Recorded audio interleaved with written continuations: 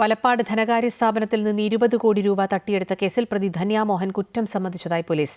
ധന്യയെ അല്പസമയത്തിനകം കോടതിയിൽ ഹാജരാക്കും.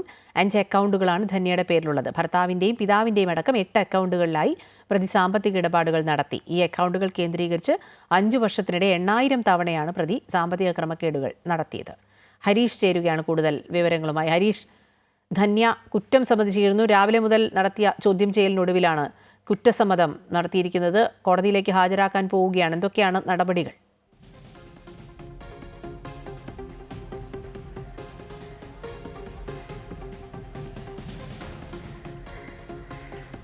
അഖില, തീർച്ചയായും അത് തന്നെയാണ് ഏറ്റവും പുതിയ വാർത്ത. അത് തന്നെയാണ് പ്രതി കുറ്റം സമ്മതിച്ചിരിക്കുന്നു എന്നുള്ളതാണ്. ഡിവൈഎസ്പി അത് നേരിട്ട് പറയുകയും ചെയ്തു. പ്രതി കുറ്റം സമ്മതിച്ചതായി ഡിവൈഎസ്പി പറയുകയും ചെയ്തു. ഇനി അടുത്ത ഘട്ടമാണ് കോടതിയിൽ ഹാജരാക്കുക എന്നുള്ളത്.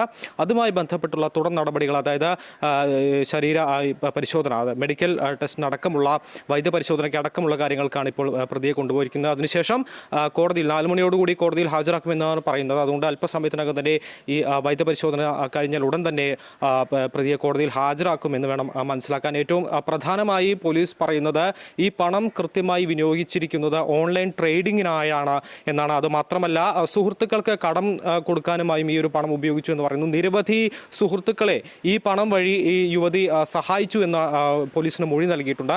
അത്തരം കണ്ടെത്തലുകളാണ് ഏറ്റവും പുതുതായി ഇപ്പോൾ നമുക്ക് ലഭിക്കുന്നത്. ഓൺലൈൻ ട്രേഡിംഗ് കഴിഞ്ഞ ദിവസം അത്തരത്തിൽ ഓൺലൈൻ ട്രേഡിങ്ങുമായി ബന്ധപ്പെട്ട് പോലീസ് പറഞ്ഞിരുന്നു.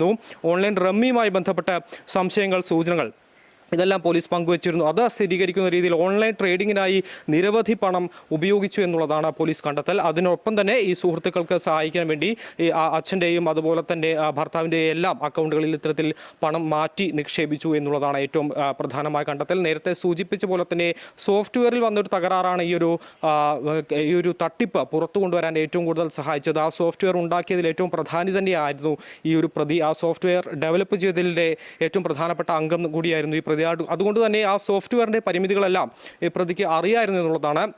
എന്നാൽ ഈ ഒരു കുറച്ചു ദിവസം മുൻപ് അത്തരത്തിൽ മൊത്തത്തിൽ ഈ നെറ്റ്വർക്കിന് സംഭവിച്ച ഒരു തകരാറിലൂടെയാണ് ഈ സോഫ്റ്റ്വെയറുമായി ബന്ധപ്പെട്ട പ്രതിയുടെ ഒരു ഇത് വിച്ഛേദിക്കപ്പെടുകയും അല്ലെങ്കിൽ പ്രതിക്ക് അത് കൂടുതൽ മനസ്സിലാക്കാൻ പറ്റാതെ വരികയും ഇത്തരത്തിൽ ഈ ഒരു തട്ടിപ്പ് പുറം ലോകം അറിയുകയും ചെയ്യുന്നത് അത്തരത്തിലാണ്. ആ സോഫ്റ്റ്വെയറിന് സംഭവിച്ച ചെറിയൊരു തകരാറ് മൂലമാണ് ഈ ഒരു തട്ടിപ്പ് മുഴുവൻ പുറത്തു വന്നത്. അതിനുശേഷം പ്രതി മുങ്ങുകയായിരുന്നു, പ്രതി ഒളിവിലായിരുന്നു എന്നുള്ളതാണ്. പിന്നീട് കഴിഞ്ഞ ദിവസമാണ് കൊല്ലത്തിൽ നിന്നും പ്രതിയെ പിടികൂടിയത്. എന്തായാലും ആ ഒരു 7 അംഗ സംഘം തന്നെയാണ് പ്രതിയെ ചോദ്യം ചെയ്തത് എന്നുള്ളതാണ്.